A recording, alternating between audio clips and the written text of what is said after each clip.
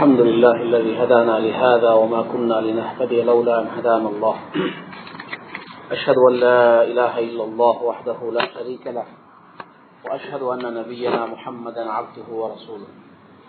اللهم صل على نبينا محمد وعلى آل محمد كما صليت على إبراهيم وعلى آل إبراهيم إنك حميد مجيد.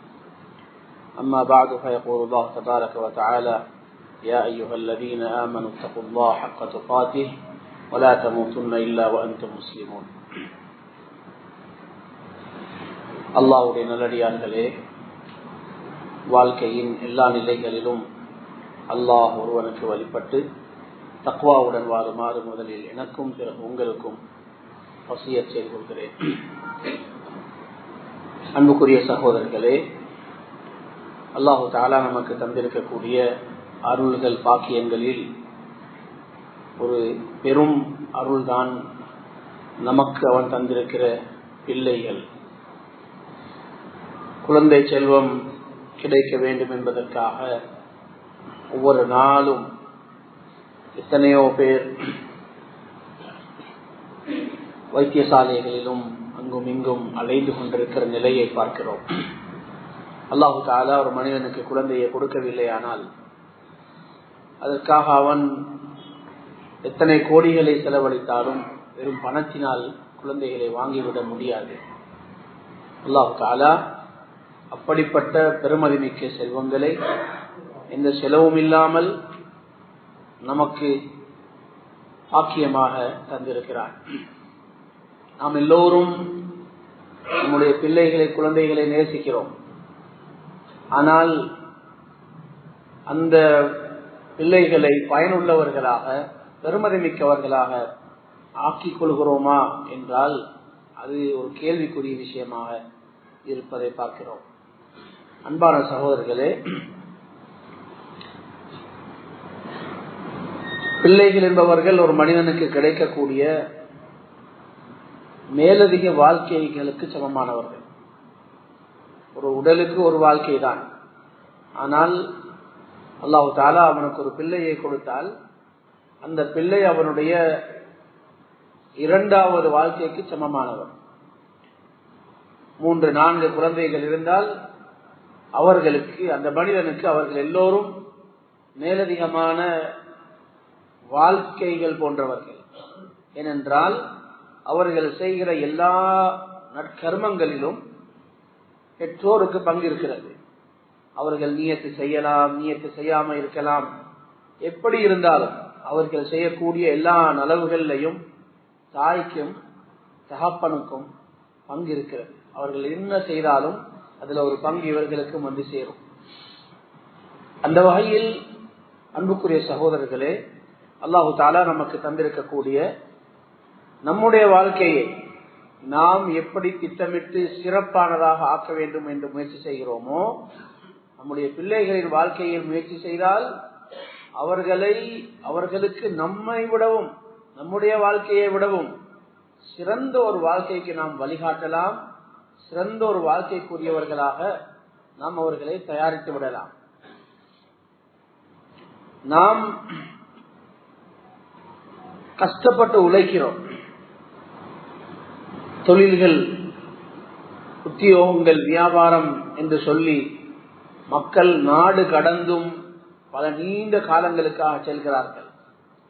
ஏன் இவ்வளவு கஷ்டப்பட வேண்டும் என்று கேட்டால் எல்லோரும் சொல்கிற பதில்தான், பிள்ளைகளுக்காக உழைக்கிறோம், பிள்ளைகளுக்காக சம்பாதிக்கிறோம், பிள்ளைகளுக்காக உழைக்கிறோம், பிள்ளைகளுக்காக சம்பாதிக்கிறோம் என்று சொல்லி சொல்லி நாம் பிள்ளைகளை மறந்து விடுகிறோம்.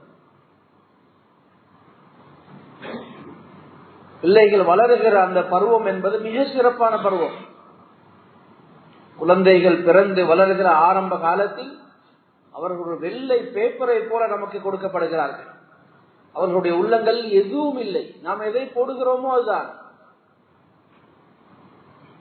பிள்ளைகளுடைய ஆரம்ப வளர்ப்பு பருவம் என்று சொல்வது அது மிக தூய்மையாக, குல்லு மௌலூதின் யூலத் அலல் ஃபித்ரா, அல்லாஹு தஆலா ஒரு தூய்மையாக நமக்கு அந்த பிள்ளைகளை தருகிறார். பெற்றோர்கள் எந்த வழியை காட்டுகிறார்களோ அந்த வழிக்குரியவர்களாக பிள்ளைகள் மாறிவிடுகிறார்கள். அன்பான சகோதரர்களே, நாம் சம்பாதிக்கிற வேகத்தில், பணம் சேர்க்கிற வேகத்தில் அவர்களை மறந்து விடுகிறோம். பிற ஒரு கட்டம் வருகிறது, பணம் சேர்ந்து விடுகிறது, வீட்டை கட்டி முடித்து விடுகிறோம். எல்லா ஏற்பாடுகளையும் செய்து கொண்டு திரும்பி பார்த்தால் நாம் யாருக்காக சம்பாதித்தோமோ, யாருக்காக உழைத்தோமோ அந்த பிள்ளைகளை காணவில்லை. அவர்கள் நம்முடைய பேச்சை கேட்கிற நிலையில் இருக்க மாட்டார்கள். அவர்கள் நம்மை விட்டு பிரிகிற தருணத்திலே இருப்பார்கள். இப்பொழுதுதான் நாம் விழித்துக் கொள்கிறோம். பிள்ளைகளை வளர்க்கிறோம் என்ற பெயரில் பலர் அவர்களுடைய உடலை மட்டும்தான் வளர்க்கிறார்கள், அவர்களை உண்மையில் வளர்க்கவில்லை. பிள்ளைகளை தர்பியா செய்வது என்பது அவர்களுடைய உடல்களை வளர்த்து விடுவதற்கு பெயர் அல்ல. அவர்களுக்கு பல வகையில் பெற்றோர்களால் கிடைக்க வேண்டிய வழிகாட்டல்கள், புத்திமதிகள் இருக்கின்றன.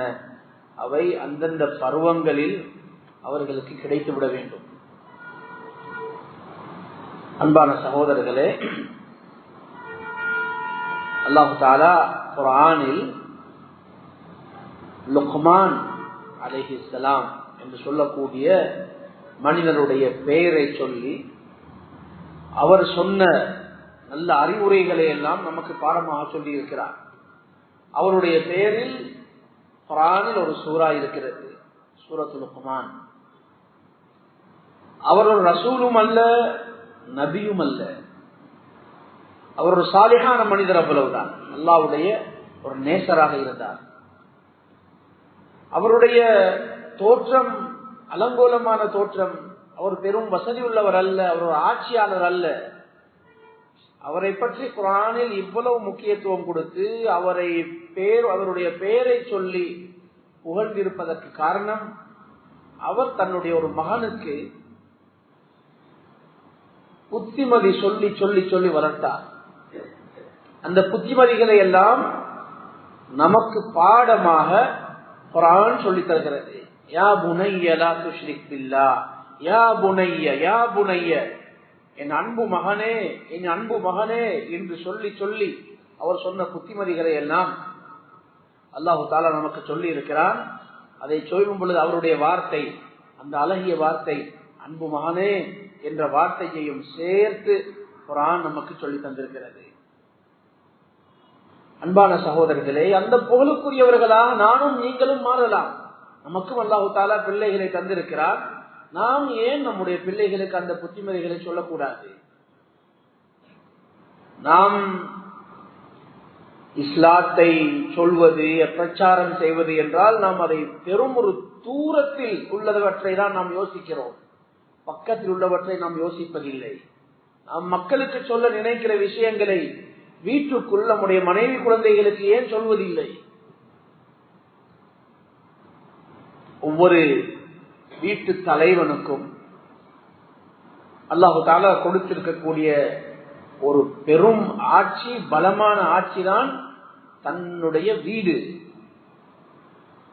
தன்னுடைய மனைவி, பிள்ளைகள். நம்ம எல்லோருக்கும் ஆசை இருக்கிறது, உலகம் எல்லாம் நியாயமான ஆட்சி வர வேண்டும், உண்மையுடைய ஆட்சி வர வேண்டும், நன்மைகள் மட்டும் செய்யக்கூடிய ஆட்சி வர வேண்டும், அநியாயம் இல்லாமல் போக வேண்டும், இப்படிப்பட்ட ஆட்சிகள் வர வேண்டும் உலகத்தில், நாடுகளில் என்ற ஆசை நமக்கு இருக்கிறது. அது நிறைவேறியதோ இல்லையோ, நம்ம ஒவ்வொருவருக்கும் அல்லாஹ் தஆலா ஒரு ஆட்சியை தந்துதான் இருக்கிறார். நம்முடைய வீடுகள் நாம் ஆட்சி செய்கிற இடங்கள், அங்கே ஆட்சி மாறுவதில்லை, அங்கே யாரும் போட்டிக்கு வருவதில்லை. அங்கே பிறக்கிற ஒவ்வொரு குழந்தையும் முதல் நாள்ல இருந்து நம்முடைய கட்டுப்பாட்டில் வளர்கின்றது. அப்படி இருக்கும் பொழுது நாம் ஏன் அவர்களுக்கு நல்ல புத்திமதிகளை சொல்வதில்லை? அவர்களை ஏன் நாம் வழிநடத்துவதில்லை? நாம் எந்த திசையை நோக்கி அவர்களை கொண்டு சென்றாலும் அவர்கள் அந்த திசையில் வருவார்கள். அன்பான சகோதரர்களே, யாருக்கு அல்லாஹ் தஆலா இந்த குழந்தை செல்வங்களை தந்திருக்கிறானோ அவர்கள் அதனுடைய அந்த செல்வத்தின் பெருமதியை புரிந்து கொள்ள வேண்டும். நம்முடைய வாழ்க்கை இன்று நாளை முடியலாம், ஆனால் நமக்கு பின்னால் நம்முடைய பிள்ளைகள் அல்லாஹு ஆலம் பல வருஷங்கள் வாழ இருக்கிறார்கள். அவர்களை சரியான வழியில் நாம் நடாத்தி விட்டு சென்றால் இன்ஷா அல்லாஹ் நம்முடைய மரணத்துடன் நம்முடைய வாழ்க்கை முடியவில்லை, நமக்கு நன்மைகள் உலகத்திலிருந்து வந்து சேர்ந்து கொண்டே இருக்கும். அவ்வலதின் சாலிஹின் யதுஉ லஹு, நபியுல்லாஹி ஸல்லல்லாஹு அலைஹி வஸல்லம் அவர்கள் நமக்கு ஆசையூட்டுகிறார்கள். மனிதன் மரணித்து விட்டால் அவனுடைய நன்மைகள் எல்லாம் முடிந்து போகின்றன. 3 நன்மைகள், 3 அமல்களை தவிர. அதில் ஒன்று சொல்கிறார்கள், வலதின் சாலிஹ் யதுஉ லஹு, நல்ல பிள்ளையை விட்டு செல்லுங்கள். இந்த மனித தகப்பனுக்காக அந்த பிள்ளை துஆ செய்கிறார் என்றால் அவருடைய நன்மை உலகத்தில் முடிவடையவில்லை. அவருடைய நன்மை கபருக்கு வந்து கொண்டே இருக்கும். நம்முடைய பிள்ளைகளை செல்வந்தர்களாக விட்டு செல்ல வேண்டும் என்ற ஆசை பலருக்கு இருக்கிறது, எல்லோருக்கும் இருக்கிறது. நினைக்கிறார்கள் அவர்களை எப்படியாவது நல்ல ஒரு நிலைக்கு கொண்டு வந்து சேர்த்து விட வேண்டும், அவர்களுக்கு வருமானத்துக்கு வழி செய்து விட வேண்டும் என்றெல்லாம் நினைத்து அதற்காகவே நம்முடைய வாழ்க்கையில் ஒரு பெரும் பகுதியை நாம் செலவழித்து விடுகிறோம். அன்பான சகோதரர்களே, பிள்ளைகள் அல்லாஹு தஆலா அவர்களை செல்வந்தர்கள் என்று முடிவு செய்திருந்தால் முழு உலகமும் சேர்ந்தாலும் அவர்களை ஏழையாக்க முடியாது. அல்லாஹு தஆலா ஒரு மனிதனுக்கு ஏழ்மையை முடிவு செய்திருந்தால் முழு உலகமும் சேர்ந்தாலும், உலகத்தில் உள்ள அவ்வளவு சொத்துக்களையும் கொண்டு வந்து அவனுக்கு கொடுத்தாலும் அவனை செல்வந்தனாக வாழ வைக்க முடியாது. செல்வந்தனாக வாழ வைப்பது, ஏழையாக வாழ வைப்பது அல்லாஹுடைய கையில் இருக்கிறது. நம்மில் பலர் இருக்கிறோம், நாம் இப்பொழுது செல்வந்தர்கள், ஆனால் நம்முடைய சிறுபிராயத்தை பார்த்தால் நாம் எதுவும் இல்லாத மிக ஏழ்மை நிறைந்த குடும்ப பின்னணியை கொண்டவர்களாக இருப்போம். எங்கிருந்து வந்தது? அல்லாஹ் நாடிதான் தந்தார். அல்லாஹு தஆலா யாரை நாடுகிறான் அவர்கள் செல்வந்தர்களாக வாழ வைக்கிறான். அன்பான சகோதரர்களே, பிள்ளைகள் செல்வந்தர்களாக வசதியுடன் வாழ வேண்டும் என்று நாம் ஆசைப்படுவதை விடவும் அவர்கள் சாலிஹீன்களாக நல்ல மனிதர்களாக வாழ வேண்டும். அவர்கள் அமலுடையவர்களாக ஈமானுடையவர்களாக வாழ வேண்டும் என்பதில் கூடுதல் கவலையுள்ளவர்களாக கவனம் உள்ளவர்களாக பெற்றோர்கள் இருக்க வேண்டும். எப்பொழுதும் வீட்டில் பிள்ளைகளுடன் சொத்துக்களை பற்றியும் செல்வத்தை பற்றியும் காணியை பற்றியும் கடையை பற்றியும் தான் எப்பொழுதும் பேச்சு. எப்பொழுதும் பணம் பணம் பணம், இதுதான் வீட்டில் பேச்சு என்றிருந்தால் நம்முடைய மரணத்துக்கு பின்னால் நாம் அவர்கள் ஒன்றாக வாழ வேண்டும், நாம் அவர்கள் சந்தோஷமாக ஒற்றுமையாக இருக்க வேண்டும் என்பதற்காக ஒரே இடத்தில் வசதியான வீடுகளை கட்டிவிட்டு சென்றிருப்போம். ஆனால் நம்முடைய மரணத்துக்கு பின்னால் அந்த வீட்டை வைத்தே பிரிந்து செல்வார்கள். இதுதான் நடக்கிறது. முதல் நாளிலே சண்டை. நாம் இப்பொழுதுதான் மரணித்திருக்கிறோம், இன்னும் 7 நாள் கூட ஆகவில்லை. வீட்டில் சண்டை ஆரம்பித்து விட்டது, பொறாமை ஆரம்பித்து விட்டது, கோபம் ஆரம்பித்து விட்டது, தாயுடன் சண்டை செய்கிறார்கள். பணத்துக்காகவே பண மோகத்திலே அவர்களை வளர்த்து விட்டோம். நம்முடைய மரணத்துக்கு பின்னால் கொஞ்ச நாளாவது நம்மை நினைவு வைத்திருக்க கூடாதா? ஆனால் அதற்குள் மறந்து விடுகிறார்கள். அவர்களுக்கு இப்பொழுது செல்வம் பெருசாகி விடுகிறது, வீடு பெருசாகி விடுகிறது, வாகனம் பெருசாகி விடுகிறது. அன்பான சகோதரர்களே, இப்படிப்பட்ட நிலை நம்முடைய வீடுகளில் குடும்பங்களில் வரக்கூடாது. பெற்றோர்கள் என்ற வகையில் அவர்களுக்கு ஒரு பெரும் பொறுப்பு இருக்கிறது. நல்ல புத்திமதிகளை சிறு பிராயத்தில் இருந்து தம்முடைய வாழ்க்கை இருக்கிற வரைக்கும் அவர்களுக்கு நலவுகளை புத்திமதிகளை எப்பொழுதும் சொல்லிக் கொண்டே இருக்க வேண்டும். பெற்றோர்கள் என்ற வகையில் அவர்கள் செய்கிற குழந்தைகளுக்கு செய்கிற பெரிய உபகாரம் அதுதான். அவர்களுக்கு நலவுகளை, அவர்களுக்கு சிறந்த உபதேசங்களை சொல்லிக்கொண்டே இருக்க வேண்டும். அவர்கள் உடனடியாக அதை அமுல்படுத்துகிறார்களா என்பதை பற்றி நாம் கவலைப்பட வேண்டிய அவசியம் இல்லை. ஒரு தகப்பன் பிள்ளைக்கு சொல்லக்கூடிய புத்திமதிகள் நிலத்தில் போடக்கூடிய வித்துக்களை போல. நிலத்தில் ஒரு வித்தை போட்டுவிட்டால் அதை நட்டியவர் மறந்து விடுவார், அதை போட்டவர் சில பொழுது மறந்து விடுவார். ஆனால் பூமி மறப்பதில்லை. அதற்குள்ளே அது வேலை செய்ய ஆரம்பிக்கும். கொஞ்ச நாட்களுக்கு பின்னால் ஒரு சிறிய தாவரமாக முளைக்கிறது. காலங்கள் செல்ல செல்ல அதுதான் பெரும் மரமாக உருவெடுக்கிறது.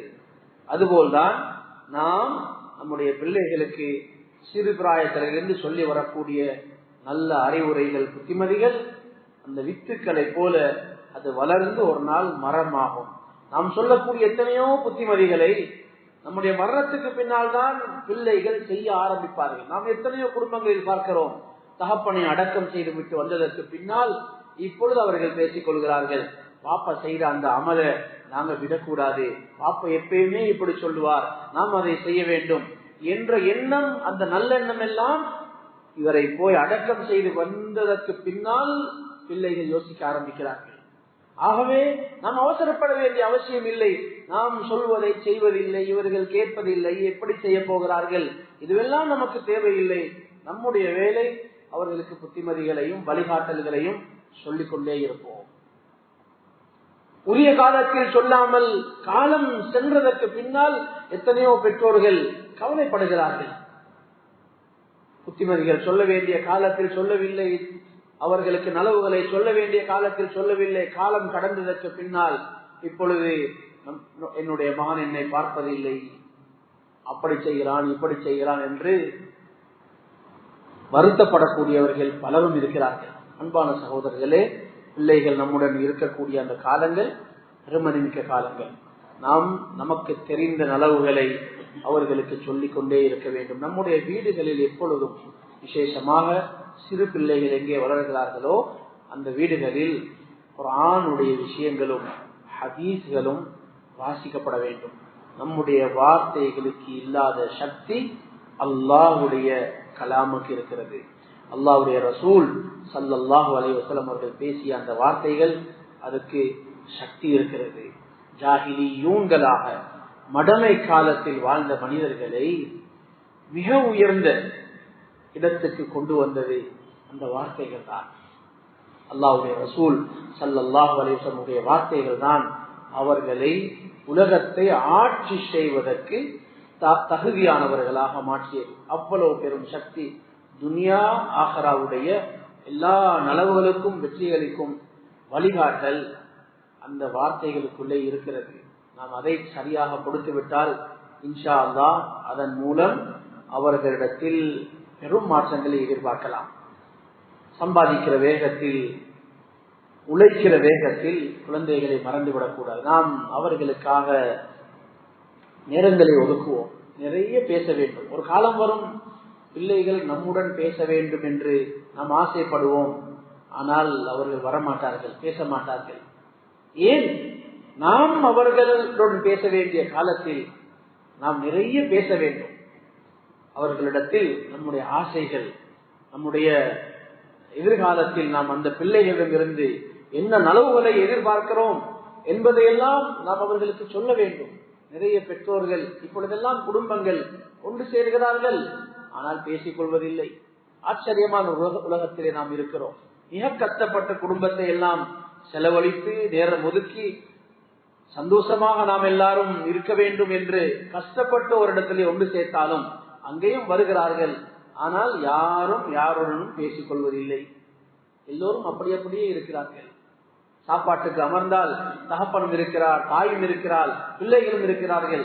ஆனால் யாரும் யாருடனும் பேசுவதில்லை.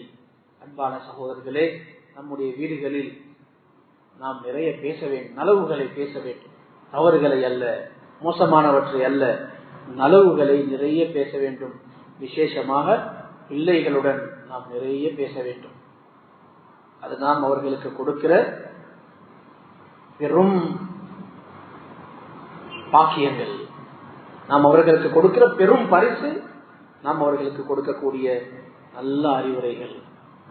அன்பான சகோதரர்களே, நம்முடைய ஒரு நீண்ட வாழ்க்கையில் நாம் நிறைய அனுபவங்களை பெற்றிருக்கிறோம். நாம் இந்த அனுபவங்களை எல்லாம் மக்களுக்கு சொல்வதற்கு மேடைகள் நமக்கு கிடைக்காது. நாம் அந்த அனுபவங்களை நம்முடைய இந்த குழந்தை செல்வங்கள், நம்முடைய கண்மணிகள், யாரை வைத்து நாம் ஒரு பெரிய எதிர்பார்ப்புகளை எல்லாம் வைத்திருக்கிறோமோ அந்த பிள்ளைகளுக்கு கொடுங்கள். கஷ்டத்தை காட்டாமல் பிள்ளைகளை வளர்க்க நினைக்கிறார்கள் இந்த காலத்து பெற்றோர்கள். பிள்ளைகளுக்கு எதுவும் தெரியக்கூடாது, எந்த கஷ்டமும் தெரியக்கூடாது, வெயில் தெரியக்கூடாது, மழை தெரியக்கூடாது, கஷ்டப்பட்டு இருக்கக்கூடாது. இதை பிள்ளைகளுக்கு செய்கிற உபகாரமாக நினைக்கிறார்கள். அன்பான சகோதரர்களே, இது பிள்ளைகளுக்கு செய்கிற உபகாரம் அல்ல, நாம் பிள்ளைகளுக்கு அநியாயம் செய்கிறோம்.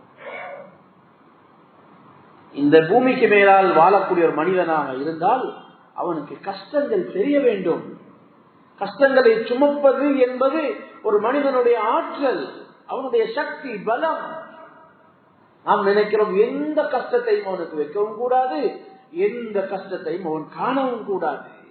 ஆகவே பெற்றோர்கள் தம்முடைய வாழ்க்கையை தொலைத்தாவது எப்படியாவது பிள்ளைகள் எல்லோருக்கும் வீடுகள் அமைந்து விட வேண்டும், வருமானத்தை அமைத்து கொடுத்து விட வேண்டும் என்பதில் மிக கவனமாக இருக்கிறார்கள். தன்னுடைய வாழ்க்கை வீணாகி போனாலும் பரவாயில்லை. அன்பான சகோதரர்களே, நாம் தான் நம்முடைய ஆண் பிள்ளைகளுக்கும் கூட எல்லாவற்றையும் செய்து கொடுக்க வேண்டும் என்றிருந்தால் அவர்களுக்கு எதற்காக கால்கள், எதற்காக அவர்களுக்கு கைகளை அல்லாஹ் கொடுத்திருக்கிறான்? ஏன் அவர்கள் உழைக்க கூடாதா? அவர்கள் வேலை செய்யக்கூடாதா? உலகம் என்றால் இங்கே கஷ்டங்கள் இருக்கும், அந்த கஷ்டங்கள் தெரிய வேண்டும். ஏழைகள் எப்படி கஷ்டப்படுகிறார்கள், நோயாளிகள் எப்படி கஷ்டப்படுகிறார்கள், இவற்றையெல்லாம் அவர்கள் பார்த்து இருக்க வேண்டும், தெரிய வேண்டும். இந்த கஷ்டங்கள் எல்லாம் தெரியாத ஏழைகளுடைய கஷ்டம் தெரியாது, அவர்களுடைய பசி பட்டினி எதுவும் தெரியாது. இப்படிப்பட்டவர்கள் சமூக தலைவர்களாக, அரசியல்வாதிகளாக, நாட்டை ஆளுகிறவர்களாக வரும் பொழுது மக்கள் எவ்வளவு கஷ்டப்படுகிறார்கள் என்பதை உலகம் பார்த்திருக்கிறது, நாம் பார்த்திருக்கிறோம். அன்பான சகோதரர்களே, நம்முடைய பிள்ளைகளுக்கு கஷ்டம் தெரிய வேண்டும். பணம் வசதி இருக்கிறது என்பதற்காக வாழ்க்கை அளவுக்கு அதிகம் சொகுசாக ஆகிவிடக் கூடாது. உமர் ரலியல்லாஹு அன்ஹு அவர்கள் இஸ்லாத்துடைய மிக செழிப்பான காலத்திலே உலகத்தை ஆட்சி செய்தவர்கள். ஒவ்வொரு நாட்டிலேயும் பொறுப்பாக இருக்கிற கவர்னர்களுக்கு கடிதங்கள் எழுதி கொண்டே இருப்பார்கள். அவற்றில் இந்த விஷயத்தை மிக வலியுறுத்தி எழுதுவார்கள். நீங்கள் வசதியான ஊர்களில் போய் வாழுகிறீர்கள், ஆனால் உங்களுடைய வாழ்க்கை சொகுசாக ஆகிவிடக் கூடாது.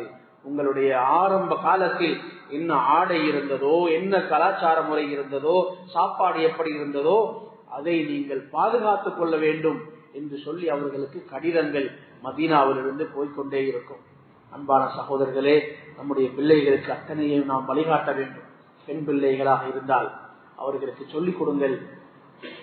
ஒரு காலத்தில் ஒரு கணவனுக்கு நீங்கள் மனைவியாக வரும் பொழுது அந்த குடும்பத்துக்கு தலைமை என்பது இது கணவனுக்குரியது. கணவனுக்கு ஒரு பெண் வழிபட்டு நடப்பது என்று சொல்வது அவளுக்கு இழிவல்ல, அது கண்ணியம். தனக்காக ஒருவர், தனக்காக கோபப்படக்கூடிய ஒருவர், தனக்காக ரோசப்படக்கூடிய ஒருவர் தனக்கு பக்கத்தில் எப்பொழுதும் இருப்பது என்பது தனக்கு ஒரு பலம், தனக்கு ஒரு பெருமைக்குரிய விஷயம்.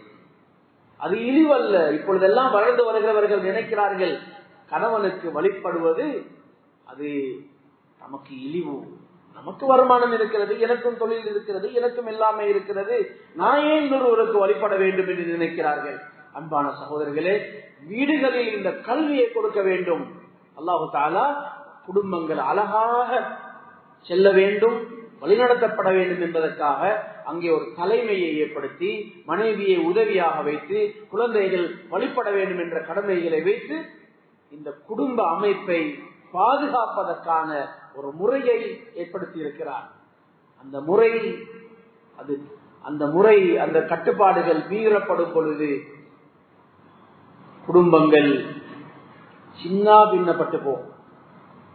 குடும்பங்களை பாதுகாப்பதற்கான எல்லா வழிகாட்டல்களையும் இஸ்லாம் தந்திருக்கிறது. ஒரு பெண் வழிபாட்டு நடப்பது என்பது அவனுக்கு கண்ணியம், அவளுக்கு அதிலே பாதுகாப்பு இருக்கிறது. பெண் குழந்தைகளுக்கு நமக்கு தெரியும், இஸ்லாம் உருவங்கள் செய்வது, உருவங்கள் வரைவது, உருவங்கள் வைத்திருப்பது, இதை எவ்வளவு கடுமையாக தடுத்திருக்கிறது. அதற்கு வந்திருக்கக்கூடிய வயதுகள் எவ்வளவு பயங்கரமானது, எச்சரிக்கைகள் என்றெல்லாம் நமக்கு தெரியும், ஹதீஸ்களில் கேட்டிருக்கிறோம். அப்படி இருந்தாலும் கூட சிறிய பெண் குழந்தைகள் வளர்கிற காலத்தில் பொம்மைகளை வைத்து விளையாடுவதற்கு இஸ்லாம் அனுமதிக்கிறது. ஏன் அந்த அனுமதியை கொடுக்கிறது? உலமாக்கள் அதனுடைய காரணத்தை சொல்கிறார்கள். பெண் குழந்தைகளுக்கு அவர்கள் பெரியவர்களாக வந்து குழந்தை பெறும் பொழுது அந்த குழந்தைகளை எப்படி வளர்க்க வேண்டும் என்ற தர்பியா அந்த விளையாட்டூடாக அவர்களுக்கு கிடைக்கும். சின்ன குழந்தைகளுக்கு பொம்மைகளை கொடுத்தால் அவர்கள் என்ன செய்வார்கள்? அதை எடுத்து குளிப்பாட்டுவார்கள், ஆடை மாற்றுவார்கள், தூங்க வைப்பார்கள், அதனுடன் விளையாடுவார்கள், அதனுடன் பேசுவார்கள். இந்த தர்பியா கிடைக்கிறது.